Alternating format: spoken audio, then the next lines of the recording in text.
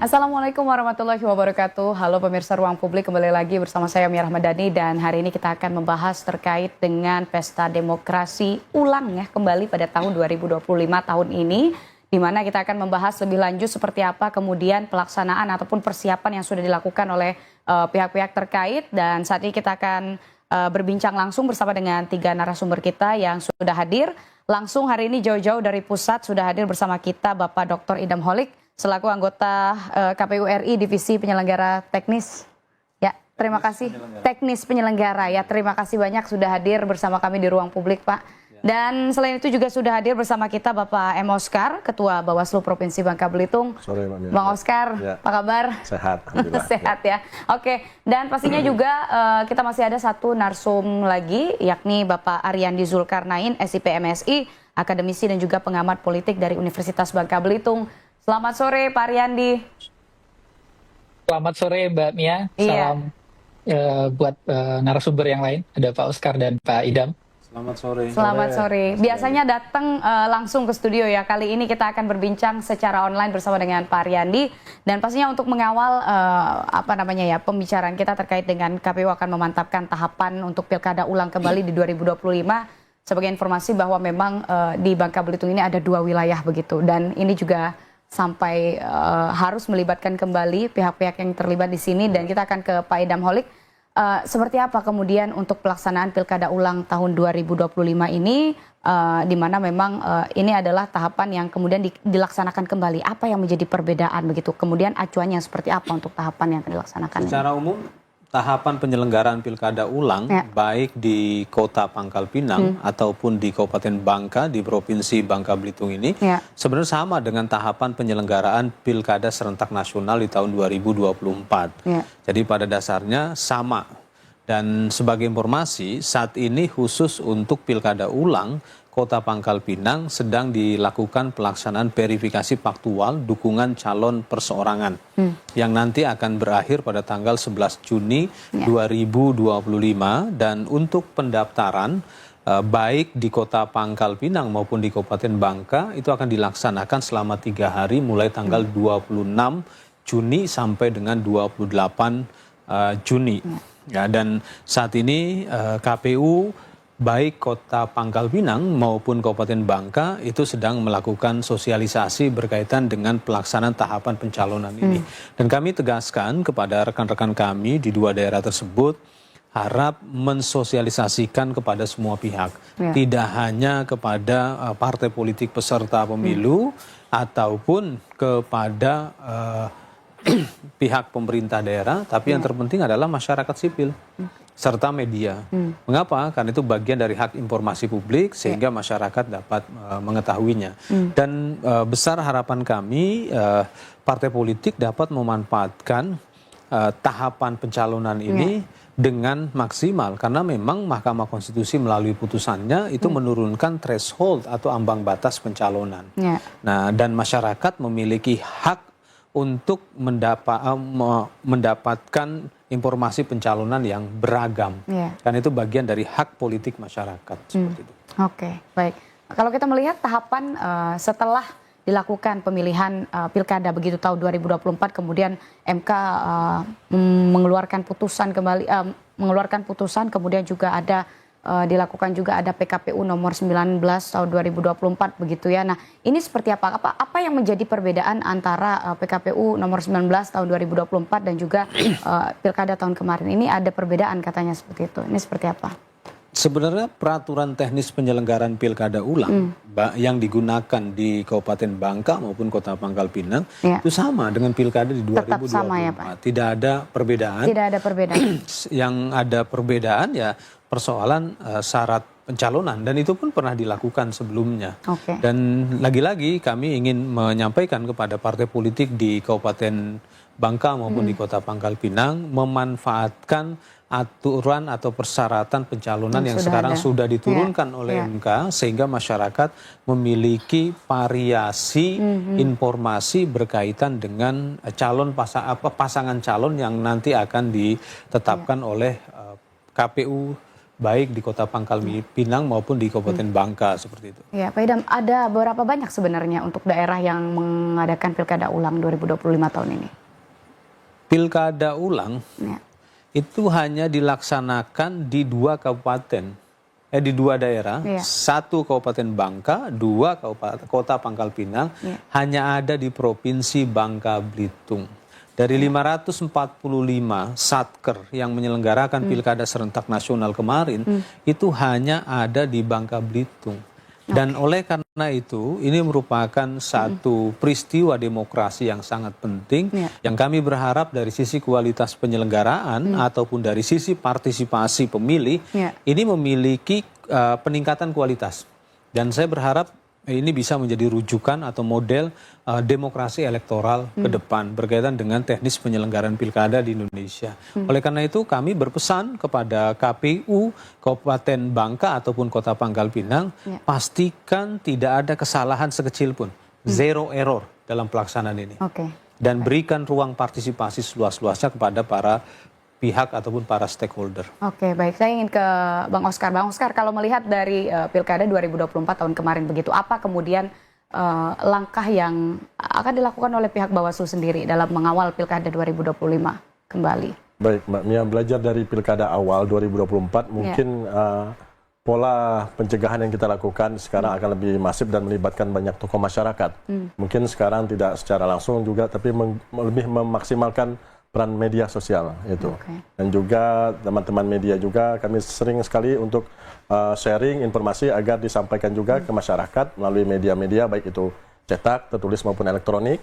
Hal-hal yang sifatnya berbau positif ya, hal-hal yang sebenarnya menggugah bahwa pentingnya pilkada ulang ini berkaca dari pilkada awal kemarin ya. Baik itu terkait tingkat partisipasi pemilih maupun partisipasi untuk mengikuti kontestasi di pilkada ulang ini. Ya. Bagaimana kita ketahui kemarin pilkada ulang ini dimenangkan oleh dua-duanya dimenangkan kota kosong, kolom kosong itu ya. Baik. Kalau melihat di tahun kemarin, apa kemudian yang menjadi catatan betul begitu yang sehingga ini mempengaruhi untuk langkah ke depan di tahun ini model pengawasan yang dilakukan oleh Bawaslu? Kalau dari catatan pengawasan Bawaslu di tingkat Kabupaten Bangka dan Kota Pangkal Pinang memang kita tetap mempertahankan bahwa di pilkada ulang ini tidak ada zero mistake dan zero fault ya, tidak ada pelanggaran, tapi juga kita lebih mengajak masyarakat membantu teman-teman KPU untuk berpartisipasi aktif. Karena belajar dari pilkada di 27 November kemarin, dua wilayah ini yang partisipasinya sangat rendah ini, cuma 50% dari dua wilayah ini, dan Kabupaten Bangka dan Kota Pangkal Pinang itu yang paling rendah itu. Dan untuk sosialisasi pencegahan pelanggaran kami tetap memaksimalkan dan melibatkan setiap stakeholders masyarakat. Jadi masyarakat tidak hanya menjadi subjek yang diawasi, objek yang diawasi, tapi menjadi subjek pengawas juga itu nanti ke depan ya. Sama-sama kita partisipasi untuk sama-sama mengawasi jalannya pilkada ulang 2025 ini. Baik. Saya ingin ke Pak Idam kembali terkait dengan seperti apa tahapan pelaksanaan yang dilakukan ini, kemudian kalau berkaca dari tahun kemarin, ini apa yang menjadi catatan untuk dua daerah yang akan mengadakan pilkada ulang kembali ini, Pak? Ya, tentunya berkaitan dengan partisipasi ya. Karena memang di setiap pilkada, tantangan terbesar kami itu adalah partisipasi. Belajar dari pengalaman penyelenggaraan PSU, tindak lanjut putusan Mahkamah Konstitusi, itu ada beberapa daerah yang tren partisipasinya menurun. Pemilih mengalami kejenuhan politik. Nah, ini menjadi tantangan bagi dua daerah di bubble ini, Kota Pangkal Pinang maupun Kabupaten Bangka, bagaimana meningkatkan antusiasme pemilih untuk berpartisipasi. Dan selain itu juga meningkatkan literasi, pengetahuan pemilih tentang penyelenggaraan pilkada ulang dan bagaimana hak dan kewajiban mereka sebagai pemilih, sehingga dari sisi proses demokratisasinya ini berjalan lebih berkualitas. Dan tadi apa yang disampaikan oleh Mas Oskar ini sebenarnya menarik berkaitan dengan pengawasan partisipatif. Pengawasan partisipatif ini akan berjalan kalau pemilihnya memiliki literasi. Bagaimana pemilih mau melaporkan kalau pemilihnya tidak punya literasi? Oleh karena itu kami berpesan kepada KPU Kota Pangkal Pinang maupun Kabupaten Bangka mohon intensifkan dan sistematisasi dan efektifkan pelaksanaan sosialisasi dan pendidikan pemilih. Nah, tadi di pertemuan di Kota Pangkal Pinang dengan para badan ad hoc, mari kita ambil pelajaran penting terhadap pelaksanaan PSU pasca PSU. Pemungutan suara pasca pemungutan suara di Pilkada Barito Utara. Ini berkaitan dengan politik uang. Nah, politik uang ini dapat dihentikan kalau ada yang namanya masyarakat atau pemilih yang melakukan pengawasan aktif. Apalagi Bawaslu RI punya kebijakan pengawasan partisipatif. Karena kalau bicara tentang politik uang, ini kan terjadi dalam praktek yang sangat konspiratif. Nah, penerima ataupun masyarakat yang sekiranya akan menjadi target politik uang, ini bisa segera melapor. Dan saya berharap Bawaslu memberikan ruang yang besar terhadap itu, dan saya yakin Bawaslu di Bangka Belitung di bawah kepemimpinan Mas Oscar ini sudah mendesain satu kebijakan teknis bagaimana masyarakat itu berani melapor berkaitan dengan politik uang. Mengapa demikian?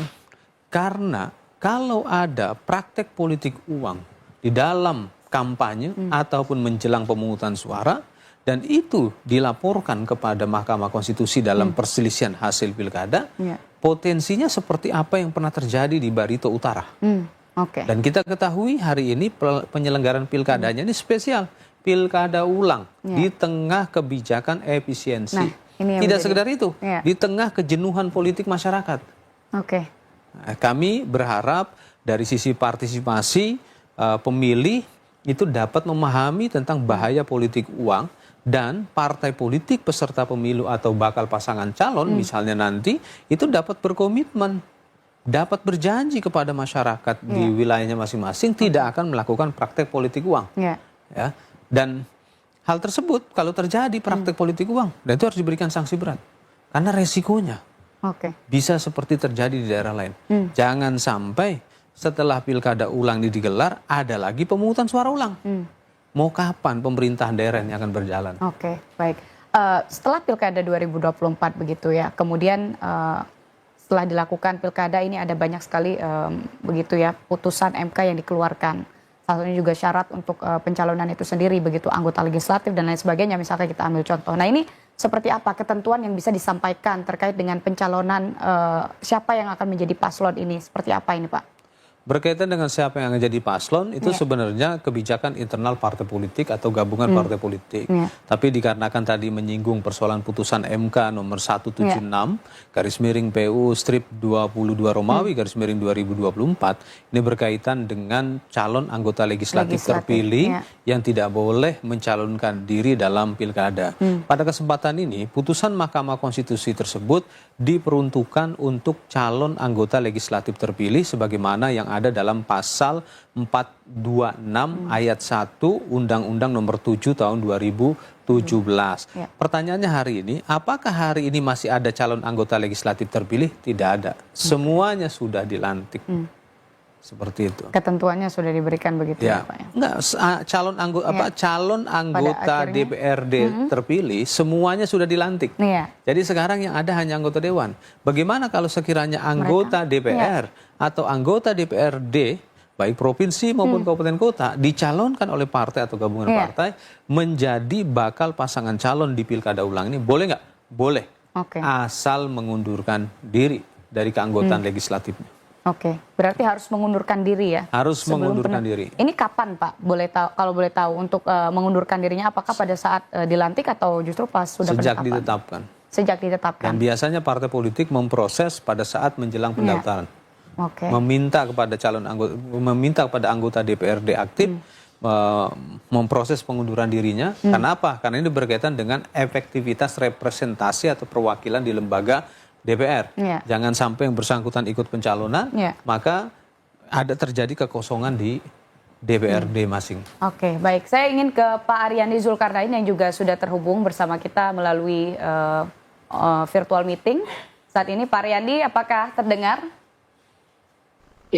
Pak Ariandi, kalau kita melihat seperti yang sudah dijelaskan terkait dengan tahapan Pilkada Ulang 2025 yang dimana pada prinsipnya ini tidak terdapat perbedaan begitu ya untuk pelaksanaannya ini sama dengan Pilkada 2024 lalu.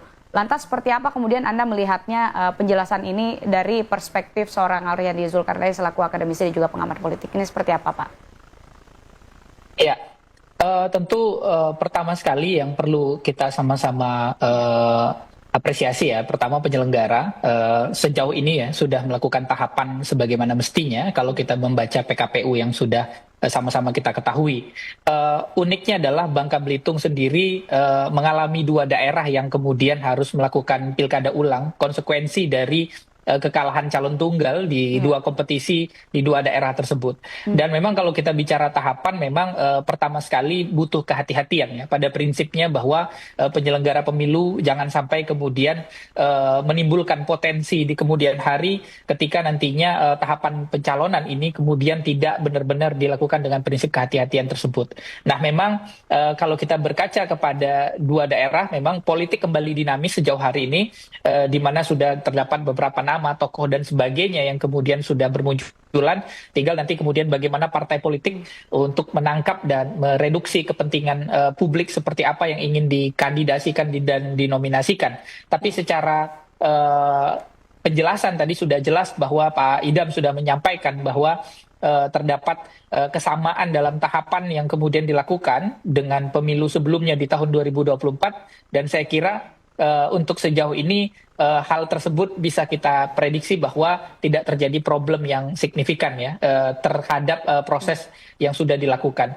Hanya saja catatan yang utama bagi kita adalah memang partisipasi tadi yang sudah dibahas oleh Pak Oscar dan Pak Idam ini menjadi koreksi kita semua bahwa seharusnya pilkada menjadi ruang representasi bagi publik untuk kemudian memberikan hak suara mereka, melakukan kontrak nilai terhadap politisi yang kemudian dikandidasikan, dan ini yang kemudian menjadi catatan. Seharusnya partisipasi itu inline dengan kandidasi yang kemudian nantinya akan dihadirkan oleh partai politik, dan harapannya ketika calon tunggal tidak lagi muncul di pilkada di 2 daerah, dan ini akan mudah-mudahan berkontribusi nantinya terhadap angka partisipasi, dan mudah-mudahan itu juga berimplikasi terhadap legitimasi hasil pemilu, dan mudah-mudahan juga harapannya ya sebenarnya di 2 daerah ini kebekuan politik yang kemarin terjadi di 2024 itu bisa kembali mencair, dan partai politik harus mampu mereduksi itu dan mampu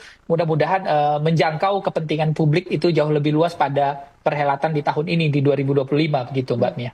Ya, oke, baik. Kalau kita melihat ini untuk rangkaian tahapannya ini sepertinya lebih singkat dibandingkan dengan tahun kemarin begitu ya Pak ya. Kalau kita melihat ya untuk tahapannya ini seperti apa Pak Idam? Ya, berkaitan dengan durasi pelaksanaan tahapan penyelenggaraan pilkada ulang ini memang sebelumnya kami konsultasikan dengan Komisi 2 DPR RI dan pemerintah, dan dalam kesepakatan tersebut disepakati kalau bisa disepakati Agustus itu harus sudah selesai pemungutan, penghitungan dan rekapitulasi suara. Sehingga KPU mengambil kebijakan tanggal 27 Agustus 2025. Kenapa harus dipersingkat? Karena ini berkaitan dengan efektivitas dan efisiensi penyelenggaraan tahapan. Dan dari waktu durasi yang disingkat ini tanpa mengurangi hak partai politik untuk mengajukan pasangan calon, hak pasangan calon ataupun hak pemilih. Ya, karena dalam konteks penyelenggaraan teknis pilkada ini kami punya moto yaitu KPU melayani. Apa yang dilayani? Ini berkaitan dengan hak politik para pihak dalam penyelenggaraan pilkada ini. Dan sebenarnya ketika tahapan ini dipersingkat, ini yang terpenting adalah bagaimana para pihak memanfaatkan kesempatan yang sangat bernilai ini untuk menentukan bagaimana pemerintahan 5 tahun mendatang. Dan kami berharap kepada partai politik peserta pemilu yang sekiranya memiliki kesempatan untuk mengajukan pasangan calon ataupun para pihak yang sekiranya menjadi bakal pasangan calon ini dapat memperbaiki persiapan pencalonan. Dan salah satunya ini adalah berkaitan dengan usulan, visi, misi, dan program pasangan calon. Mengapa ini perlu saya tekankan? Karena masalahnya pasangan calon terpilih nanti, baik di Kota Pangkal Pinang maupun di Kabupaten Bangka, visi, misi, dan program yang ditawarkan selama kampanye itu akan menjadi akan ditetapkan menjadi rencana pembangunan jangka pendek. Itu. Nah, inilah pentingnya masyarakat memahami itu. Jadi tidak sekedar pada persoalan tradisi pencalonan. Inilah yang kami sampaikan kepada rekan-rekan kami mohon nanti ketika tahapan pencalonan ini sedang berjalan, visi misi, program dan pasangan calon yang sekiranya akan menjadi materi kampanye mereka pada saat menjelang penetapan pasangan calon diperkenalkan kepada masyarakat. Baik. Agar masyarakat dapat membaca secara utuh visi, misi, dan rancangan program yang akan mereka tawarkan. Oke, baik. Oke, ini menarik, kita akan lanjut usai jeda berikut ini. Untuk itu pemirsa jangan kemana-mana, tetap bersama kami dalam Ruang Publik.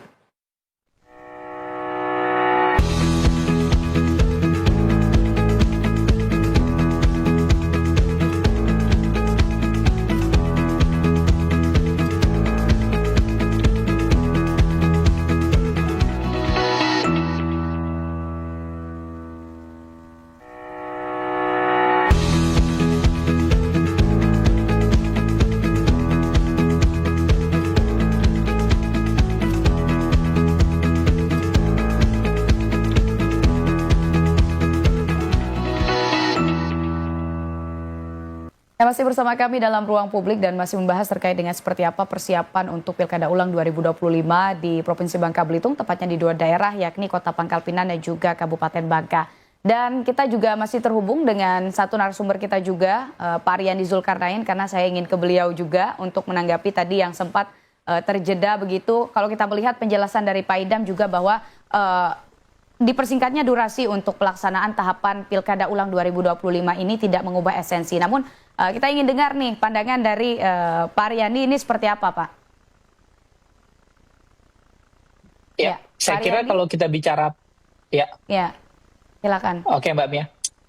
Ya, kalau kita bicara pada tahapan hari ini memang begitu banyak implikasi dan konsekuensi yang sudah memang harus sama-sama kita amati ya dalam proses tahapan kali ini memang. Dan sejauh ini kita lihat bahwa masih proses politik tidak begitu merasa dinamikanya begitu utuh ya, karena masyarakat sejauh ini masih belum banyak yang benar-benar paham terkait dengan pemilu atau pilkada ulang yang dimaksud gitu, dan kita butuh memang tahapan ini sama-sama disosialisasikan secara menyeluruh kepada masyarakat terkait dengan mulai dari agenda tahapan maupun nanti proses pemilihan di 27 Agustus. Memang itu butuh PR bersama ya, bukan hanya para penyelenggara dalam hal ini, dan tahapan ini jangan sampai nantinya justru menghilangkan atau tahapan yang kemudian kita ikuti pada hari ini jangan sampai kemudian menghilangkan substansi dari demokrasi di tingkat lokal itu sendiri.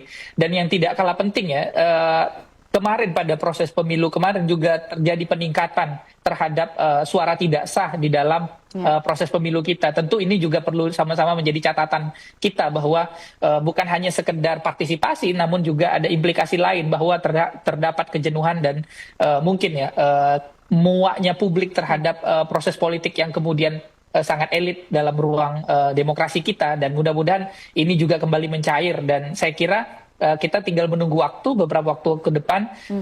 Nama-nama sudah muncul di partai politik, dan saya kira PR pentingnya ada pada partai politik kemudian harus benar-benar sama-sama bertanggung jawab ya dalam hal ini, bicara soal bagaimana melakukan kandidasi dan nominasi yang baik agar terjadi proses kualitas demokrasi di tingkat lokal, terutama bicara soal kontrak nilai. Tadi Pak Idam juga sudah menyampaikan terkait dengan visi misi kepala daerah, dan saya kira ini yang menjadi PR bersama. Dan saya ingat dalam beberapa waktu lalu sebuah pidato di Universitas Gadjah Mada yang saya dengar itu menarik sekali, menyampaikan bahwa terjadi yang disebut sebagai matinya demokrasi dalam bilik suara. Jadi demokrasi itu tidak sekedar dirayakan bagaimana kemudian pemilih datang dan memilih saja, tapi juga harus keikutsertaan kontrak nilai di dalamnya, kualitas bagaimana masyarakat sadar dan tahu terhadap siapa yang akan mereka pilih dalam ruang kontestasi, dan itu tentu akan sangat berimplikasi terhadap peningkatan kualitas di tingkat daerah, kualitas demokrasi maksud saya.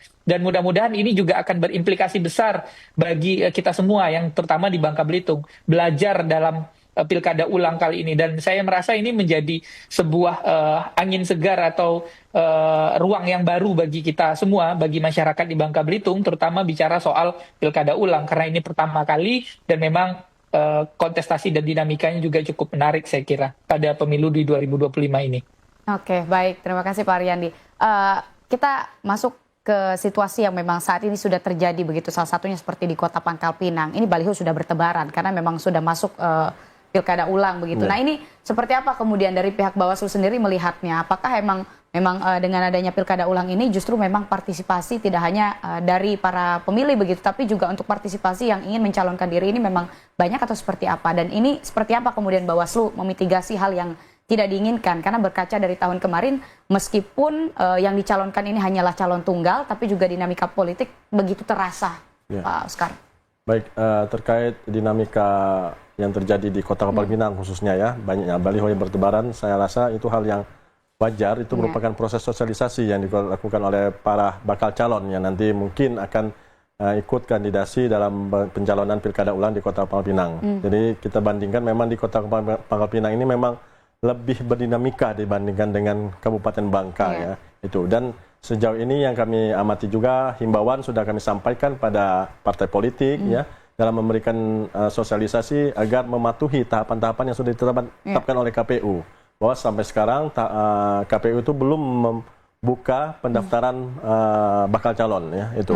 Jadi kalau ada yang sudah mengklaim ada sebagai calon wali kota atau ya sudah didukung ya memang belum tahapan, dan kami sudah himbauan yang kami lakukan sudah direspon dan sudah ditindaklanjuti oleh para bakal calon tersebut dengan menutup, misalnya sudah terlanjur pasang calon itu sudah ditutup sehingga informasi yang disampaikan masyarakat itu benar-benar valid dan tidak bias ke masyarakat, karena banyak juga masyarakat dan tokoh-tokoh masyarakat juga bertanya ke kita, mereka merasa keberatan dan informasi ini nggak benar itu, jadi sudah kita luruskan dan kita sudah sampaikan dan alhamdulillah ditindaklanjuti oleh para bakal calon yang mungkin akan ikut proses kontestasi di pilkada ulang ini. Berarti artinya sudah mulai bekerja, sudah mulai intensif begitu ya untuk pelaksanaan. Kita mengedepankan pencegahan juga Mbak Mia. Jadi jangan sampai sudah terjadi baru ditindaklanjuti, jadi pencegahan kita tetap prioritaskan itu. Oke, baik.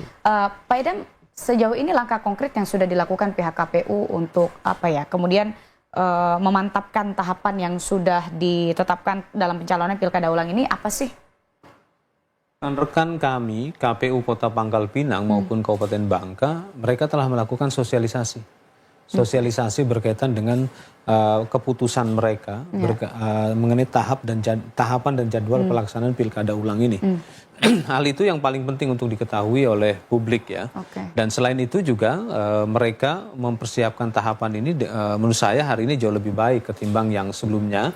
Karena untuk memastikan jangan sampai ada kesalahan. Apalagi berkaitan dengan pencalonan. Karena Mahkamah Konstitusi dalam persidangan perselisihan hasil pilkada itu banyak yang berkaitan dengan pencalonan. Kemarin dari 24 pelaksanaan PSU di 24 daerah, itu 12 daerah itu berkaitan dengan pencalonan. Oleh karena itu kami minta agar masa pendaftaran pasangan calon yang akan rencananya dibuka pada tanggal 26 sampai dengan 28 Juni itu harus dipersiapkan sebaik mungkin, dan yang terpenting partai politik dapat memahami aturan itu dengan baik. Karena partai politik seharusnya memposisikan dirinya sebagai filter pertama administrasi. Tapi terkadang partai politik mungkin karena kesibukan ataupun mereka sepenuhnya percaya terhadap KPU di daerah, akhirnya serahkan saja itu dokumen. Harusnya mereka yang memfilter dokumen-dokumen administrasi itu. Nah, di sini juga dalam proses pencalonan ini KPU akan memberikan ruang bagi masyarakat untuk menyampaikan masukan dan tanggapannya. Ya, kita belajar dari kasus pelaksanaan pilkada di Pasaman, Sumatera Barat. Yang dimana di sana ada peran aktif dari masyarakat memberikan masukan dan tanggapan. Saya berharap nanti masyarakat juga dapat mengikuti tahapan pencalonan ini dari awal hingga akhir sehingga masyarakat dapat memahami secara utuh tahapan ini. Baik. Nah, kalau kita melihat ini kan berkaca dari tahun kemarin memang sepertinya KPU ini cukup begitu. Dari tahapannya justru malah yang menjadi penyebab utama kenapa ada kemudian digugat begitu. Nah ini seperti apa ke depan antisipasi yang dilakukan oleh pihak KPU sesuai dengan targetnya tadi zero error gitu. Ya, zero error atau zero mistakes ya. Zero mistake. Ya, berkaitan dengan perselisihan ataupun gugatan itu merupakan legal right atau hak hukum dari peserta pemilu. Fokus kami adalah bagaimana memitigasi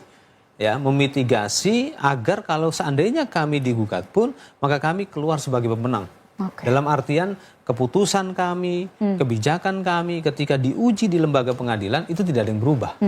Begitu juga dengan hasil pilkada misalnya, karena memang kami berkewajiban mempertahankan hasil pilkada. Jadi dengan demikian, maka kami harus mempersiapkan tahapan ini dengan sebaik-baiknya dan kami beri ruang partisipasi seluas-luasnya kepada masyarakat untuk memastikan apa yang dilakukan oleh rekan-rekan kami, KPU Kota Pangkal Pinang maupun KPU Kabupaten Bangka itu on the track, sesuai aturan. Oke, ya. Kalau kita melihat untuk syarat calon yang akan menjadi mereka yang akan nanti melakukan pilkada begitu 2025 ini kan juga perlu diketahui bersama gitu, sampai dikeluarkan juga putusan MK terkait dengan persyaratan seperti apa kemudian yang akan mencalonkan diri dalam pilkada 2025. Kalau kita melihat kilas balik di situ, apa kemudian yang menjadi background untuk penguatan syarat-syarat yang dikeluarkan begitu, Pak? Mulai tanggal 23 Juni 2025, KPU Kota Pangkal Pinang ataupun KPU Kabupaten Bangka ini akan melakukan pengumuman berkaitan dengan persyaratan pendaftaran pasangan calon. Dan di 2 kabupaten tersebut itu syarat bagi partai politik mengajukan pasangan calonnya, dia memperoleh perolehan suara sah dalam pemilu sebanyak minimal 10%. Dan ini harus dilihat sebagai sebuah peluang bagi partai politik untuk mencalonkan pasangan calonnya. Mengapa ini dianggap sebagai sebuah peluang? Karena harus diantisipasi pemilih protes tinggi. Nah, kenapa pemilih protes tinggi? Ada buktinya kemarin. Di Pilkada 2024, itulah hasilnya yang menyebabkan hari ini diulang. Bukti pemilih protes terhadap kebijakan partai politik dalam kandidasi. Tadi juga berkaitan dengan rekan kita dari universitas Pak Ariandi. Pak Ariandi menyampaikan tentang tingginya surat suara tidak sah, invalid vote, dan itu harus dilihat sebagai suara protes. Pemilih protes di bilik suara yang akhirnya suaranya diinvalidkan. Saya sangat yakin pemilih di 2 daerah ini memiliki literasi yang cukup tentang bagaimana memberikan suara yang sah. Kenapa? Karena mereka sudah terbiasa dalam memberikan suara di Pilpres. Ataupun memberikan suara di Pilgub. Tapi kenapa giliran pilkada kabupaten kota ini suara invalidnya invalid atau suara tidak sahnya begitu tinggi? Karena lagi-lagi ini berkaitan dengan aksi politik protes di dalam TPS. Oke, baik. Kita ke Pak Ariandi Zulkarnain kembali terkait dengan seperti apa kemudian dinamika politik yang terjadi dan dengan dikeluarkannya banyak putusan MK kemudian yang menetapkan syarat seperti apa kemudian untuk pendaftaran pasangan calonnya, ini ketetapannya seperti apa? Ini seperti apa Anda melihat pandangan secara politiknya begitu? Kalau kita berkaca juga seperti yang dikatakan oleh Pak Idam juga bahwa ini harusnya bisa dilihat sebagai bentuk protes masyarakat. Artinya memang dinamika politiknya ini cukup berjalan untuk di Kota Pangkal Pinang dan juga Kabupaten Bangka begitu, Pak Ariandi. Ya, baik.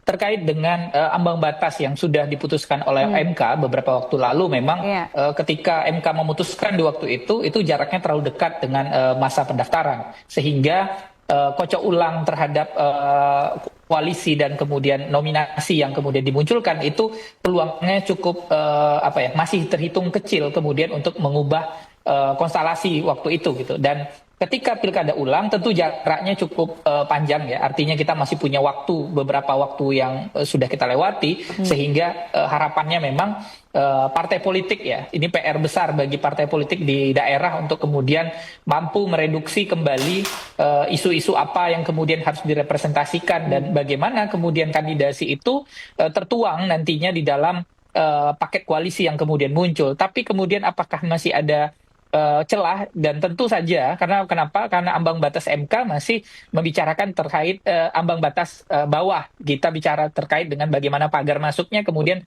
sudah diturunkan, tapi kemudian kita masih belum melihat ada pagar atas di sana. Memang rekomendasi dari kampus dan teman-teman akademisi juga baik di kita di daerah maupun di Jakarta itu menyarankan bahwa dalam revisi undang-undang nantinya itu terdapat klausul terhadap paket koalisi di mana itu ditentukan dengan angka 30%. Tapi ini masih dalam wacana apakah usul tersebut bisa diterima atau tidak. Ini dalam rangka untuk kemudian membentuk dan membuat paket demokrasi yang lebih ideal bagi partai politik untuk kemudian mencalonkan, sehingga opsi pasangan calon bisa lebih banyak. Tujuannya untuk apa? Tentu untuk menguntungkan publik. Kenapa? Karena pada akhirnya publik butuh diberikan opsi-opsi visi yang baik bagi pembangunan di level daerah. Karena memang sejak kita pindah dari Orde Baru waktu itu menuju sistem demokrasi di pasca 98, harapan otonomi daerah salah satunya adalah bagaimana terjadi kemandirian bagi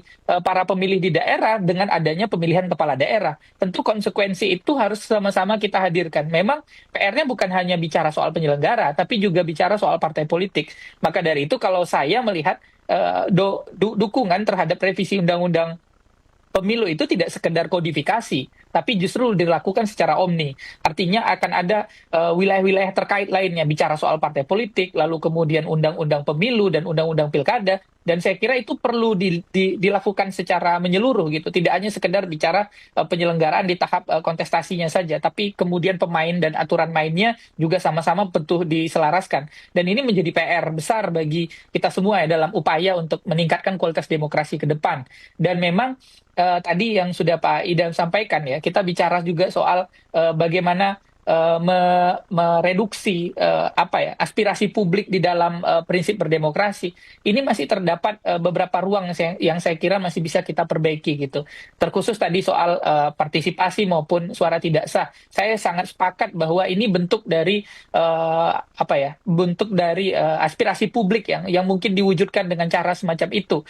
Dan memang di beberapa daerah di Indonesia di luar negeri memang pemilu itu tidak hanya sekedar foto calonnya saja, ternyata dalam kontestasi yang berbeda pada levelnya juga ada kolom kosong yang kemudian diberikan demi mengakomodir kehendak publik terhadap protes mereka terhadap kandidasi. Dan ini harus kemudian sama-sama menjadi catatan, terutama bagi partai politik. Dan saya kira 2024 menjadi catatan penting bagi partai politik dianggap gagal melakukan kandidasi karena kemudian apa yang mereka kandidasikan itu kemudian ditolak oleh publik dalam arti hasil pemilu gitu, dan tentu konsekuensinya adalah pemilu ulang. Nah, tentu tidak hanya sekedar soal bagaimana proses partai politiknya, tapi kemudian bagaimana demokratisasi di internal partai butuh dibangun, dan kemudian kandidasi dan serta rekrutmen partai juga harus dilakukan dengan baik. Tadi Pak Idam juga bilang mungkin karena partai politik sibuk dan sebagainya kadang masih abai terhadap hal-hal administratif. Saya kira ini juga berhubungan terkait dengan kapabilitas dan kemampuan pengelola partai politik kemudian untuk jeli terhadap mekanisme aturan, dan pertama, yang kedua juga memahami dinamika internal partai, dan yang ketiga bicara soal bagaimana kemudian dia mereduksi kepentingan partai itu jauh dan lebih dekat terhadap rakyat di level daerah itu sendiri, begitu Mbak Mia. Karena kita akan segera kembali usai jeda. Untuk itu, pemirsa jangan kemana-mana, tetap bersama kami dalam Ruang Publik.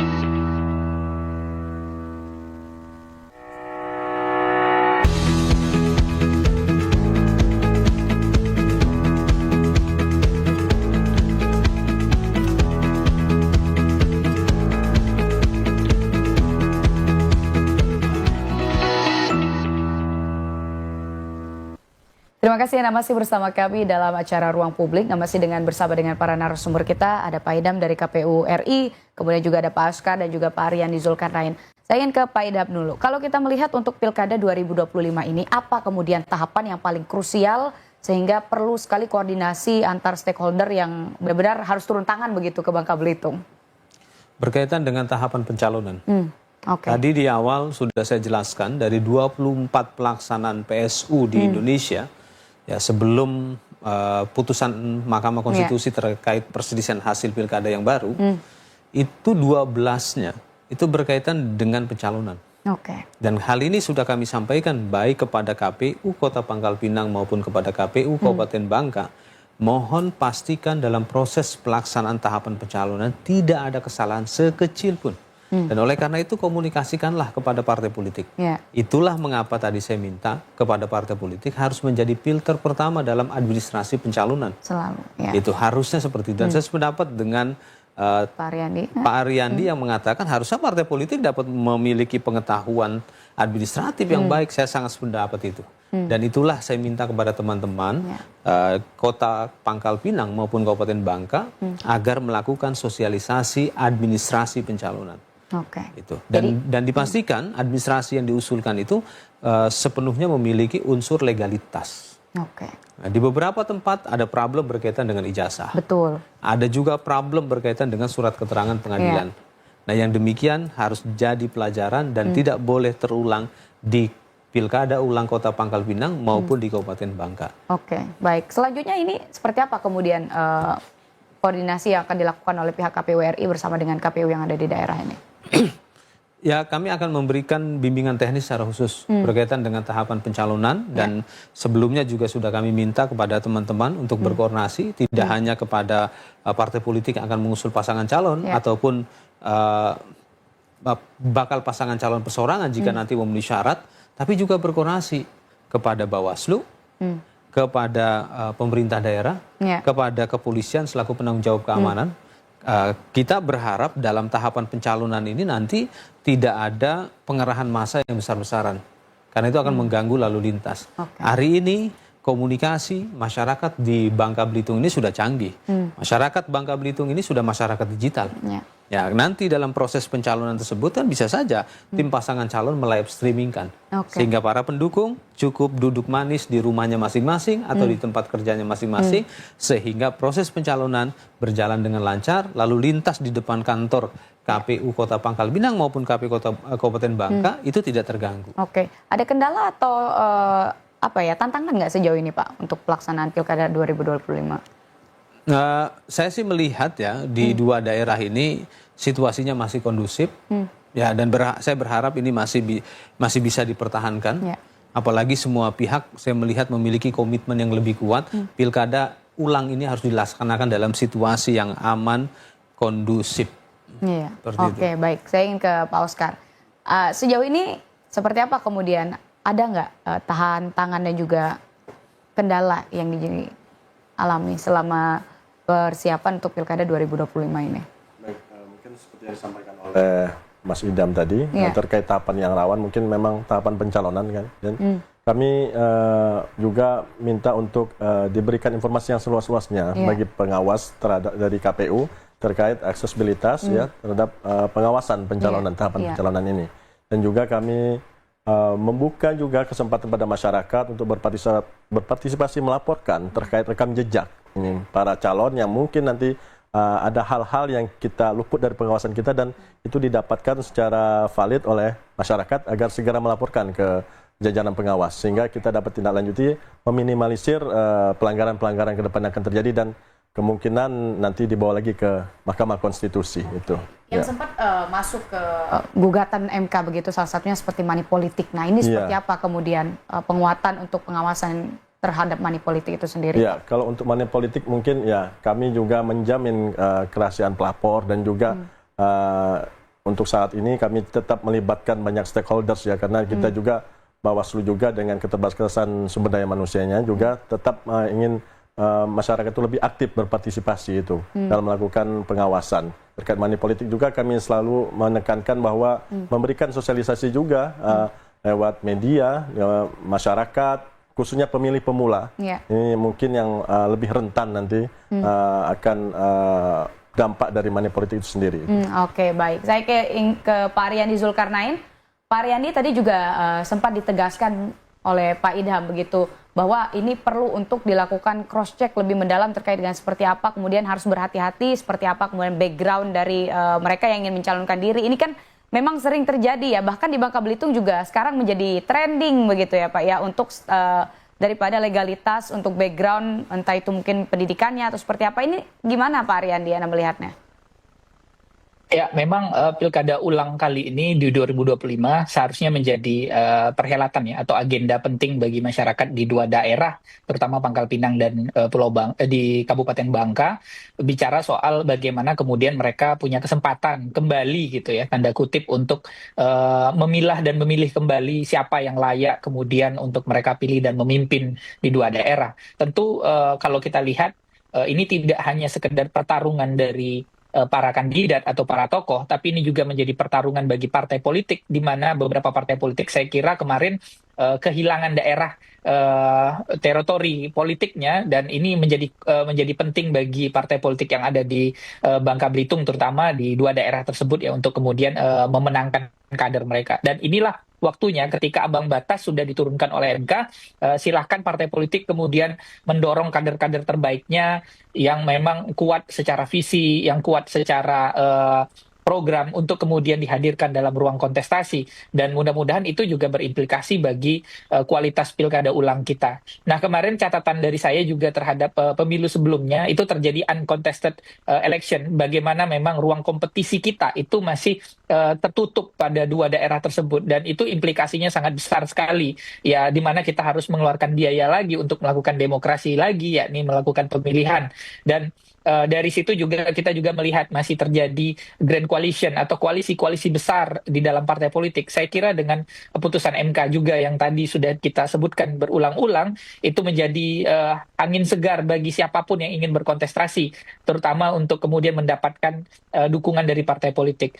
Dan yang terakhir, yang paling penting adalah memang kita bicara 3 area. Area pertama, area penyelenggara. Area penyelenggara butuh diperkuat, butuh didorong untuk sama-sama kita lakukan, baik itu pengawasan secara partisipatif maupun mendorong KPU juga bisa bekerja secara maksimal untuk dua daerah. Karena pilkada ulang kali ini kan semua mata akan tertuju ke dua daerah gitu. Bukan hanya orang Bangka Belitung saja, tapi juga nasional akan melihat di dua daerah ini. Tentu ini akan menjadi cerminan bagi kita, wajah bagi masyarakat Bangka Belitung, bagaimana kemudian membangun demokrasi lokal dengan baik. Dan saya kira mudah-mudahan dengan nantinya terjadi kompetisi dan kandidasi yang cukup dinamis, itu akan menjadi angin segar. Siapapun saya kira bisa berkompetisi kembali selagi memang memenuhi prosedur yang sudah ditetapkan, selagi tidak menyalahi undang-undang. Dan kemarin mungkin muncul wacana terkait dengan beberapa hal, apakah yang kalah kemudian tidak bisa berkompetisi dan sebagainya. Saya kira sah-sah saja siapapun kembali, selagi memang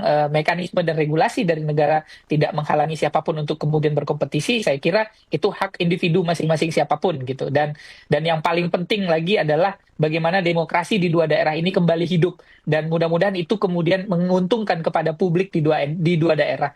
Jadi dengan adanya begitu banyak calon yang kemudian berkompetisi nantinya dihadirkan, tentu masyarakat diuntungkan dengan begitu banyak opsi pilihan-pilihan program dan kebijakan yang ditawarkan dari para politisi. Dan silahkan masyarakat memilah dan memilih siapa yang terbaik nantinya bagi kemajuan di dua daerah tersebut. Begitu Mbak Mia. Ariandi Zulkarnain, kita juga sudah mendapatkan sampai pada kesimpulan bahwa memang untuk Pilkada 2025 ini pastinya akan bersinergi pastinya ya, untuk memastikan bahwa tahapan Pilkada ini akan berjalan dengan lancar. Dan pastinya juga semua berharap untuk Pilkada ulang kali ini semuanya dapat berpartisipasi, dan juga penguatan sudah dilakukan baik dari KPU RI, kemudian juga pihak-pihak dari Bawaslu dan juga pastinya masyarakat. Dan ini akan menjadi momentum yang sangat krusial, mengingat ini menjadi satu-satunya daerah yang kemudian menyelenggarakan kembali untuk pesta demokrasi. Terima kasih Pak Idam Holik dari KPU RI, Bang Oscar dari Bawaslu, dan juga Pak Ariandi Zulkarnain yang juga sudah bergabung berbincang bersama kita di Ruang Publik. Dan pemirsa, demikian Ruang Publik kita hari ini. Saya Mia Ramadhani pamit undur diri. Wabillahi taufiq wal hidayah. Wassalamualaikum warahmatullahi wabarakatuh.